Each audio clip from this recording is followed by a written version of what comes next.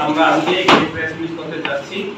আজকে আমরা টিইউআইআরডিসি এবং আরপিআই এর পক্ষ থেকে আমরা কিছু সংগঠনকে আমরা দেখেছিলাম, যেমন ত্রিপুরা এবং আইএনপিটি কয়েকজনকে আমরা দেখেছি। আমরা এখানে টিএসপিটি দেখেছি। আমরা শুধু আজকে আরপিআই এবং টিইউআইআরডিসি এবং আইএনপিটি থেকে আমরা জেনারেল সেক্রেটারি পেয়েছি। আমাদের মূল ডিসিশন হচ্ছে ডিসকাশন রিগার্ডিং ত্রিপুরা অ্যাকর্ড। কিছুদিন আগে ত্রিপুরা মথা এবং বিজেপি সরকারের মধ্যে যে অ্যাকর্ডটা এসেছিল, ওই সব বিষয় নিয়ে আমরা পুঙ্খানুপুঙ্খভাবে আলোচনা করার জন্য আমরা আলোচনাও করেছি এবং আমরা ডিমান্ডও রেখেছি। ডিসকাশন অন সিএএ ওইটার সম্বন্ধেও আমরা আলাপ করেছি। ডিসকাশন রিগার্ডিং ফরকামিং পার্লামেন্টারি ইলেকশন, এটা নিয়ে আমরা তিনটা বিষয় নিয়ে আমরা আজকে যে চূড়ান্ত করেছি আমাদের আরপিআই এবং টিইউআইআরডিসি এবং আইএনপি।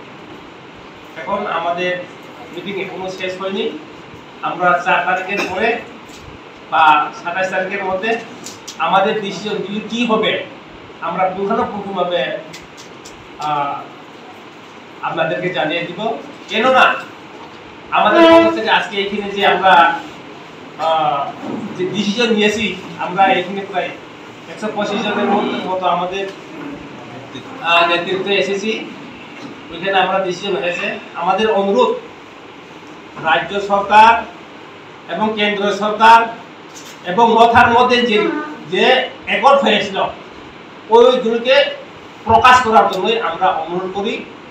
কারণ এখনো মানুষের মধ্যে এলোমেলো লেগে রয়েছে, তার জন্য স্পষ্টীকরণ আমরা চাই এবং স্পষ্টীকরণ করে কি কি দাবি ওরা মেনেছেন গভর্নমেন্ট। আমরা এখানে দেখেছি রাজনৈতিক ইতিহাস, ইকোনমিক ডেভেলপমেন্ট, ল্যান্ড রাইট এবং ল্যান্ড ইউজ এবং আইডেন্টিটি। কারণ আমরা স্পষ্টই আমরা দেখেছি টিএনবির আমলে যেমন পলিটিক্যাল রাইট এসটি সিট প্রথমে 20 ছিল, আগে তো 30টাই ছিল, এখন 3টা সিট বেড়েছে। কিন্তু আমাদের মথা এবং রাজ্য সরকারের মধ্যে চুক্তি হয়েছে ওইখানে পলিটিক্যাল রাইট আছে, কিভাবে হবে এবং ডেভেলপমেন্ট কিভাবে ওখানে লেখা নেই।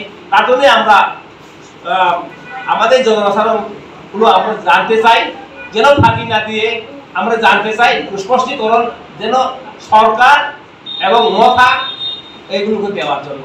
অনেক লোক বলে এখনো কনফিউশন হয়ে আছে, অনেক 15 পৃষ্ঠা আছে, 10 পৃষ্ঠা আছে, তারা তাড়াতাড়ি প্রকাশ করার জন্য।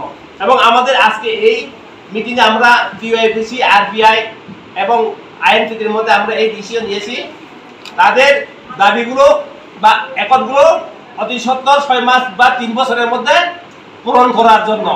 আরেকটা হচ্ছে ডিসিশন অন সিএএ,